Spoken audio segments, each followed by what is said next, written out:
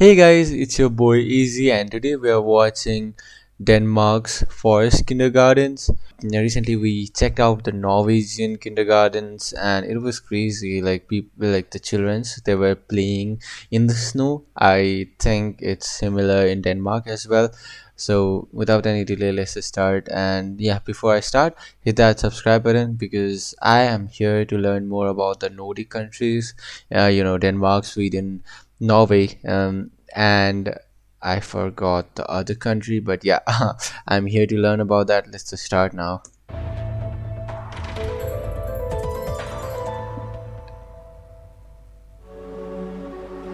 By the way, I'm from Nepal, you guys. If you don't know, it's a country in South Asia, and I love watching, other countries. So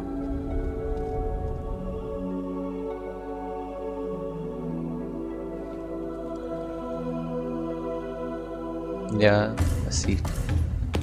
Wow, Up there. Oh my god, they're gonna freeze out here and what? The kid had a knife here. What is that? Up there. Up there. The kid has a knife. Oh my god, they're gonna freeze out here in the forest. Isn't that scary? I was very worried about the water. They're letting them in the water. There's a child. I'm freezing. What did you think when you came from England and you first saw kids playing like this? It freaked me out. This is freaking me out too. Kids are using the knife. I mean, playing in the mud is a different thing, but having the knife is kind of scary. Oh, Denmark. Beautiful place.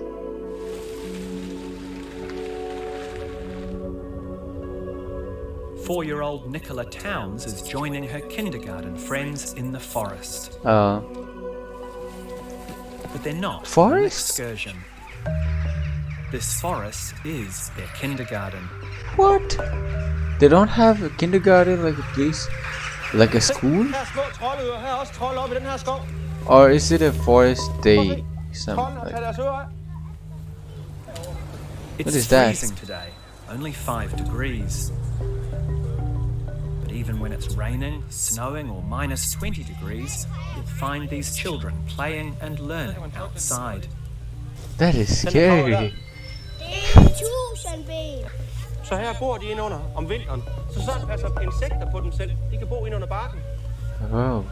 It might sound extreme, but it's not unusual in Denmark, where 10% of the preschools, about 500 of them, are forest What is that? kindergartens. They're run by pedagogues like Johan Leigård, someone with a university degree in human development. Okay, that is an interesting topic. Human development. To be honest, in my country, some undergrads who don't have a job actually apply in kindergartens. If they are highly studied, they go, to teach in uni and college rather than kindergartens. And this is crazy. Like a guy who has studied human development. That is actually an interesting topic. Is here. Seems like I should study that too. You have a lot of Wow. visitors come from overseas to see how you do things here. How do they react? They are thinking, what are we doing? And Yeah, when do you learn to go to school? And why there is no fence? that is a school. Wow. Don't tell me that's a school, okay? They have a physical school, right? Or they just come here For young children to as a learn part what of it is kindergarten. to maybe be cold, what it is to be wet, That's so true. and survive that. My Yeah. name's Jane William Sigfridson. I came to Denmark over 20 years ago and was amazed at the outdoor things that young children were doing, and I now live and work here. Oh, nice. I'd love to live in Denmark. Jane's the author of a book on forest education in Denmark. She's brought me to a forest kindergarten near her home outside of Viborg. He's in the tree, and it's only a very thin sapling tree. Ooh. It's very, I very hope it wobbly. does not It takes an awful lot fall. of balance to sit in that and use both hands at the same time. What? In an ordinary I hope he does playground, not fall. they wouldn't have the opportunities to develop those physical skills. Jane runs outdoor education workshops for teachers and carers from around the world, including Australia. While we've been talking, the kids have moved on to their next activity. What's that? Nice. Are you going to tell me this isn't as dangerous as it looks? No, it's not dangerous. The children have learned how to use the knives properly. So What it's if they not seen use a as some kind knife of weapon. It's a tool as a weapon? for Yeah. doing something, Okay. such as whittling. I What if they think use that to many their cultures friends? like That is to so wrap their scary. children up in cotton wool. I don't think that's about a lack of love here Ooh. for children. They're making by it their very parents. sharp. They see it in a different way. That in fact, children should have the chance to be free. True.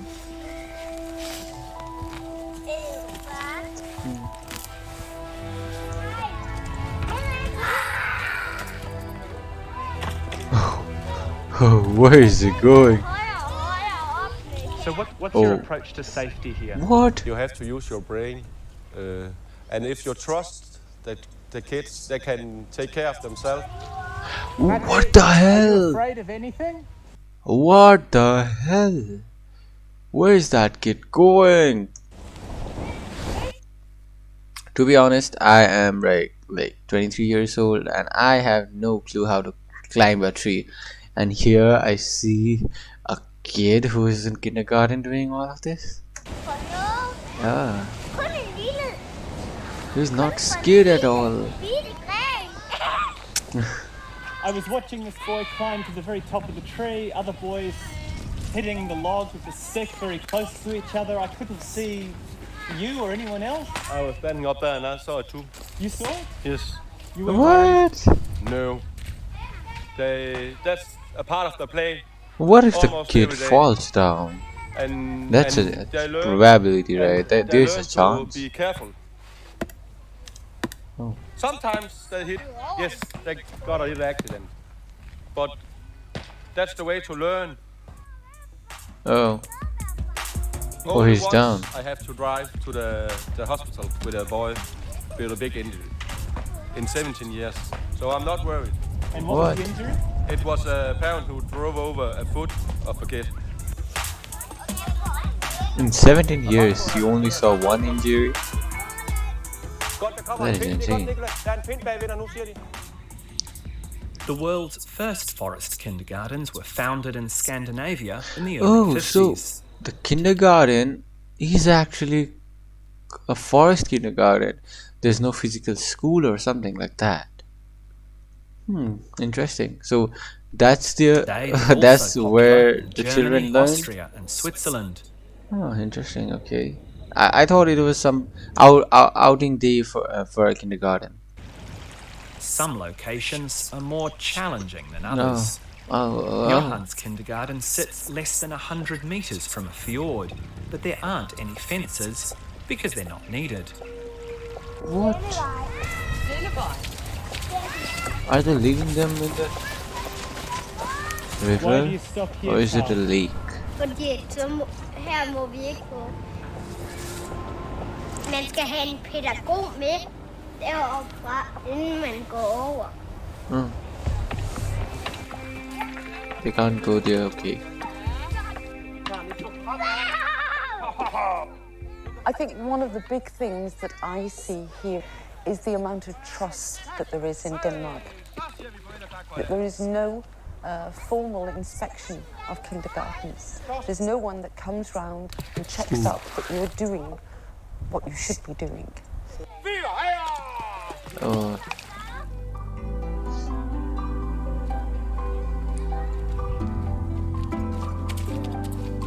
Now look at how happy the kid is.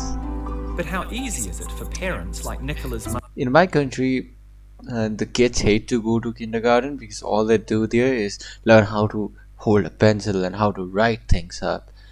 This is totally different, and whatever they play inside a room where there is carpet and all. So there's a good flooring, and so that they don't, get injured even if they fall. But this is totally the opposite.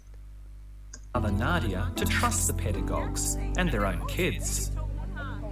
I know my sisters, they can run down to the water. I was like, yeah, but they don't do that. You know, they know where they're allowed to go to. They don't. You trust them. Do you think a lot of it's based on trust? A lot. But I must say I'm happy that I'm not down here during the day, because I'm a bit worried when Emil crawls into the top of a tree. So you're happy that you can't see it? Yeah, I am. Yeah. Would you just send your child to a forest kindergarten?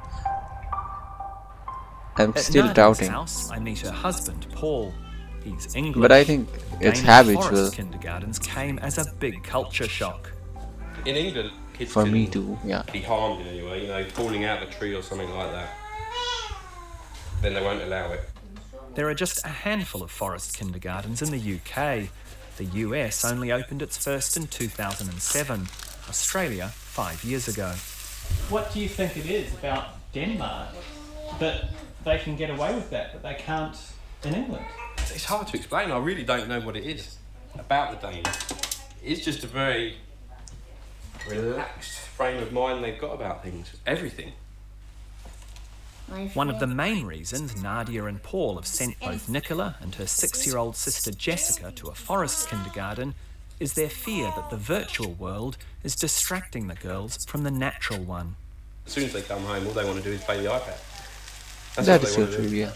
Well, you know, that worries us. The children nowadays, they try know to how to encourage use them to mobile, go outside and play. they know how to use the iPad, they know how to use the phone even before they learn how to say a word. Surely not everyone's convinced about the value of an outdoor education.